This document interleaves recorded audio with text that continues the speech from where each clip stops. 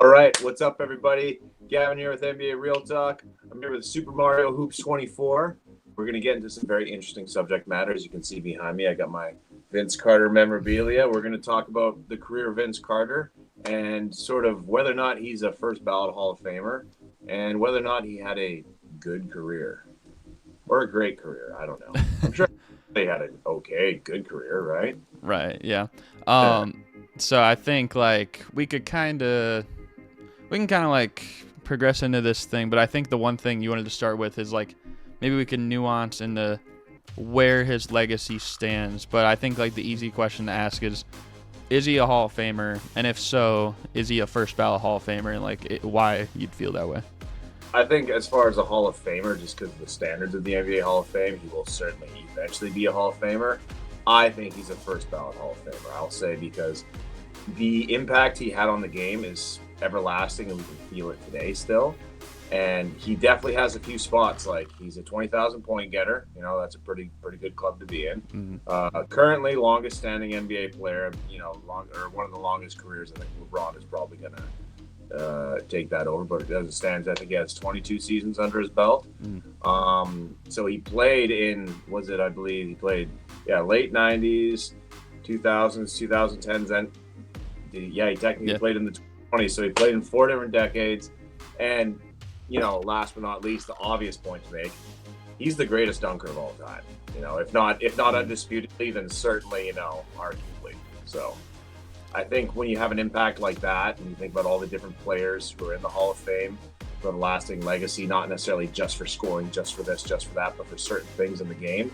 I mean, Vince revolutionized dunking like no one we'd ever seen, and we thought we'd seen it all with MJ and guys like that already. So yeah, I'll toss back to you with that. What do you think of that response? I mean, I agree with that. To echo some of the things you said, I think he is the greatest dunker ever. I will also say that, with him, playing for as long as he did, like you said, 22 seasons, I think Kevin Willis played 23 or something. But, right. He was on the first teams, wasn't he? Yeah, but other than that, though, I think Vince has played the second longest of anyone, and like you said, LeBron, probably will pass that. But even then, still to play that long and to be as good as Vince Carter was, I mean, he was an all-star for about 7-8 years. And the thing is too, some people that are younger, they'll see the last 7 or so 8 years of his career, and they'll be like, yeah, he was all right, it was whatever. But at the same point though, he came out right away and was that elite level player. He was rookie of the year, right when he started, and he was a premier level player. There's some players where it's look at Kobe Bryant, for example. Took him a year or two before he could kind of mold into that. Or even Devin Booker, who you see right now, or something like that. It's not easy for players to just come out the gate and be that guy, and Vince was that guy. I think by his second year, he averaged 26 a game. He was an impactful rookie of the year. He changed that guys his first year. Sorry, continue. I just thought important point to make. He wasn't your average rookie of the year. He literally changed the franchise. Yeah, and I mean this is also a Toronto team, which they were still fairly new at the time, but they hadn't ever achieved anything remotely successful in the 3-ish years before that. And then he basically led them to the playoffs. He led them to a very entertaining run. I think in 2001 was entertaining because it came down to that last shot. I'm sure you even know, against the Sixers. Do I? But I was torn up at that time. Yeah, honestly, they could have been a shot away from the finals at least. I mean, Kobe and Shaq that was just a tough team. It probably wouldn't have resulted in a title, but still, that's how good Vince Carter was. And you look at the supporting cast, they just lost McGrady before then and everything like that. So it's that's a lot, And then he goes to New Jersey. And he's still, the one thing about him is he still always had the flair as well. Whether it was New Jersey, whether it was Orlando or Phoenix or, all these teams he played for, even then, still with Memphis or Sacramento, he was still getting up. He was still good for highlight plays and everything like that. You couldn't miss a Vince Carter moment, essentially, So. Yeah. And I forgot to mention one thing. He was a very clutch player. He was pretty clutch. It's interesting because he never really got a chance to use it. I think with that Orlando Magic that he was on, he might have made it to a conference final, but he certainly consistently wasn't really making it out of the first or second round in this year. And he was a super. I believe there was a stat like he had the most 3-point buzzer beater game winners or something of all time, like 5 or something like that. So he should be the first jersey retired in Toronto. I'll say that much. And I think, it's not like every team that retires a player, like, it's not like every player that gets their jersey retired is inherently a Hall of Famer. But considering what he did for Canadian basketball, and that would be the other thing I would add is watching him growing up. I mean, even though he's not Canadian, there was a few Canadian players in the league. Right now, guys like Jamal Murray are some of the best in the league, Andrew Wiggins, for all his shortcomings, was touted to be like one of the best players in the league, and it still turned out to be, a good, solid NBA player. Like, there's so many notable Canadians in the league now, and that, I think, speaks to his impact even further. Like, his thing about his impact is it's unique. He's got a few monikers like the greatest dunker, and he's a clutch player and stuff like that. The other thing about the greatest dunker part is that his dunks were so demoralizing for the other team. I don't know if you this might even have happened before you were born, but the bad alley-oop? I believe so, where he pulled it way back and it was like a half court, like almost the passes from half court. Is that the one you're talking about? Yeah. Like they were down like 6 points or something near the end of the game when he dunked that, and they took it to overtime, and Carter won it on a 3. Like, he had these just outright demoralizing dunks. So we all know the Olympics one. Jumped over the guy. Like, his dunks were just so. Or on Alonzo Mourning, where he hung in the air and stuff. Like, so it's not just the flair and the greatness of his dunks. It's also like he could actually impact the game beyond what a dunk normally would add to a game, if that makes any sense. You know what I mean? Like, the slam dunk contest that he won, I remember at the time the dunk contest was not a huge thing anymore, and we all tuned in because we're like, this guy's gonna do something special. And the fact that we had such high expectations for him, and he still wowed us. Like, when he put his arm, like, lots of guys have done insane dunks since then. Guys alley-ooped it, spun around, put both arms in the rim and all that. Like, when he first did that back in the year 2000, it was like everyone was just like, you watch it on TV, you just like your face against the TV, like and the arena was quiet. Everyone's like, I know he just did something nuts, but they're like, he didn't do that. Right. There's no way that. And so and then that's the other thing too. Like, I think that dunk contest alone, I believe he obviously won it. I believe that's the only one he's even competed in. Like, it was just that 1 year. But you still see, like, how significant that is to the rest of the league. Because every year now, you'll hear whenever there's a winner determined, Kenny Smith says, like, it's over. Like, basically, that's what Vince Carter started when he did the it's over originally. And then, like, you see, like, Donovan Mitchell, like, bringing out the jersey and trying to do a dunk like that. You saw, like, Jericho Sims this year tried to do, like, the little honey dip thing, and sometimes it works out, sometimes it doesn't. But the fact that, like, everyone always goes back to that dunk contest, and they're like, let me do something that Vince Carter did, or to honor Vince Carter, or something like that. Like, that alone should almost, like, be a signal that this guy is the greatest dunker ever, and that was the most important dunk contest ever. I know 2016 was a great competition by both sides, and maybe the most competitive one, but I think, like, when you look at the most influential, like, single performance in the dunk contest, it has to be Vince in 2000. Yeah, it's basically every era or so, or every 10 or 15 years, or sort of that monumental one, and that was definitely the one. And one more thing to add to that would be Vince. I lost my thought there. Hope you can edit it. Vince. I lost it there. Was it about the dunk contest or like 2000 or? No, sorry. I was going back to the Toronto days. Sorry. This is what I was going to say. That it's a thing you've heard in sports media or other players have talked about. I think when they talk about some of the greatest players of all time, they say, what makes you an all-time great? And they say, can you tell the story of basketball without Michael Jordan, without LeBron James, Allen Iverson, without so many great players, without Steph Curry? can you tell the story of basketball without Vince Carter? I don't think you can. Mm-hmm. So, but that being said, should we move on to sort of the case against him? I guess we both kind of pitched the case for him. Yeah, I mean, I guess like the biggest thing that people would use against him, it has to be the fact that it's weird because he did play for a very long time. However, people will use the back half of his career and the years that he played where he was just kind of, I mean, it's not like I wouldn't say he was not an important or significant player, maybe until like the Sacramento days. I still think like, especially with Dallas, like, I mean, he was playing big minutes in the playoffs with them and with Phoenix and with Orlando and stuff like that. Even to an extent with Memphis, but probably like when he got Atlanta, Sacramento, that's probably like when it started to fall off a little bit.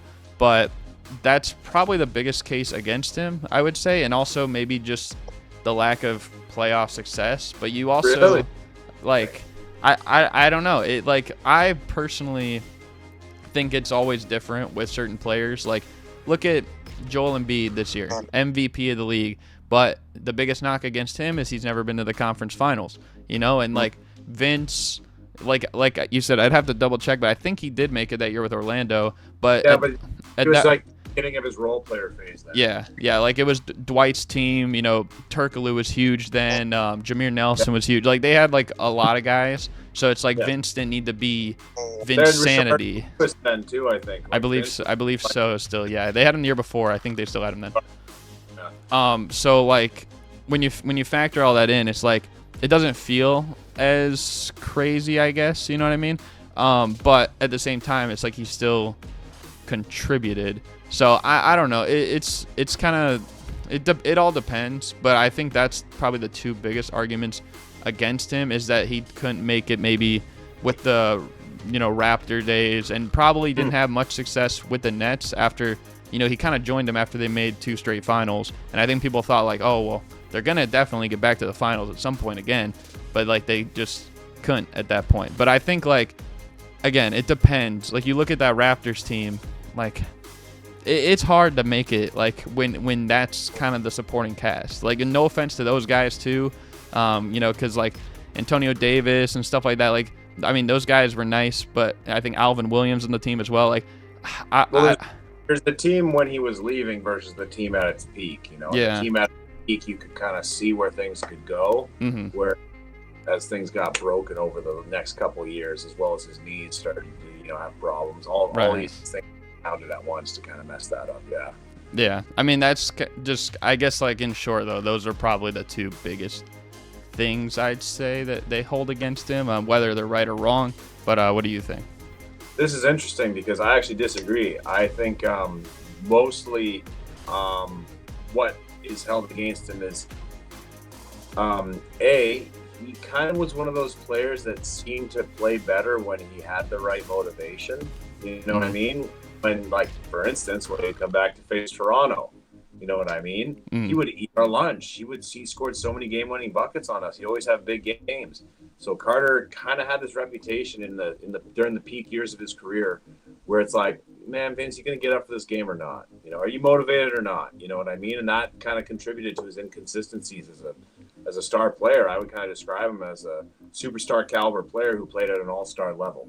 You know what I mean? He sold himself short. He could be on any given night. Vince Carter could easily be the best player in the league. There's no denying at any given night during that time. But it was kind of like, is Vince motivated to be that guy? Obviously as a Raptors fan, with the way he left, there was that bit of bitterness, for obvious reasons. I've long said that I think even though he left on ungraceful terms, I think the fact we got such a horrid return for him kind of is what really made it sting. Yeah. Especially in today's, like, what a lot of people probably don't realize, in the modern NBA, these guys are just disgruntled and asking for trades all the time, even though it still happened back then. Like nowadays, even though it's still big news, it's like, well, saw that coming. You know what I mean? Right. Didn't see it as often back then. Of course, media was different and everything else. So I would say the biggest knocks against him are basically he did kind of underachieve for his career. I think a guy like him probably should have made at least an NBA Finals. He never really took a team anywhere that was on his back, except for those 2001 Raptors that lost an honest shot in the semifinals. I compare them to the Sixers of 2019 that the Raptors beat on. I agree. I agree with that. Like the same team. It's like that was the Raptors team that probably could have made an NBA Finals, and that was the Sixers team that probably could have made an NBA Finals. But it came down to a shot. Yeah. And I think those things that you were speaking to about how the back end of his career dragged and stuff. So that's what I think kind of adds to his greatness, but it's more in a mystique way because, or a lore kind of way, because he's almost the ultimate journeyman. He experienced kind of the full gamut of being an NBA player. Mm-hmm. He started out, came hot out the gate, was a game-changing rookie, changed a franchise, changed a country. Got disgruntled left. Was still a great player, but just still was that same player who couldn't get up enough. You know what I mean? And then he starts moving on to Phoenix and Orlando and teams like that. And he's becoming this role player. Then he's coming off the bench. Then he becomes this true journeyman who's like going to be. And what people need to know about the choices he made at the end of his career. The reason he played on those teams, lots of championship caliber teams wanted him. Lots of teams making a push wanted him. The reason he didn't want to play for them, he said, "Am I just going to sit on the end of the bench?" He's like, I don't need tons of minutes, but he's like, I want to be in a place where I feel like I'm contributing. So I want to be on a young team, guys who need my guidance, and where I'll get some playing time. You know what I mean? But people don't know he didn't want to ring chase at the end of his career, there's nothing wrong with ring chasing. I think if there's any time where it's okay to ring chase, it's in your twilight year. Yeah. No one's going to judge you for it, even if you didn't earn it. It's like you deserve to at least get one on your finger. So I think the things that a lot of people might sort of see as the things against them, I think kind of work for him, but that's just me. Yeah, I think first of all, I kind of thought, I still thought he could contribute, and I thought he would have a role on that team with Toronto, and I thought he was going to sign with them in 2018, and I'm like, man, that would have been nice because they would have, he would have won the championship with them then, but. I mean, it is what it is. I still think, like you said, he maybe is the ultimate journeyman because he got to experience a lot from a high level, as the best player, as maybe the second best player, all the way down to kind of the player mentor, right? But I think maybe some people will still hold that a little bit against him just because usually when you think of some players, and I think I don't want to go too much into the GOAT debate or anything like that, but I think this is one thing that more people talk about against LeBron per se, is just because you think about the teams he's been on, it's he was at his best with Miami, but now he's played more with LA, and then also with the Cavs is kind of where he started and stuff, and it's which team feels like his, and you would say Cleveland just because their history isn't as good probably, but he really was at his best with Miami. So it's when you think of Vince Carter, it's he probably, you could argue, is at his best either with Toronto or New Jersey, right? I mean, he got probably as closest to a championship with Orlando, and, he was on a lot of other teams as well. So that might be the hard part, with that, and maybe that's why people have a more difficult time trying to gauge where he sits, if that makes sense. Yeah, but here's one way we could cap this conversation. Do you think he's a top 100 player of all time? I do think he's a top 100 player all time. Top 5? Was he official top 75? I don't think he was. He was not on the 75th anniversary team, but for me, it's tough. I would say arguably top 75. Yeah, I would say he's arguably top 75. There's some I don't fully agree with the list they had. There are players I will say that made the list that he is better than. However, I think there's also players that didn't make the list that I'm probably I'd put in above him. So you'd probably say he's arguably top 75, and I would say he's arguably a top. No, maybe not anymore. When I was younger, he might have been arguably a top 50.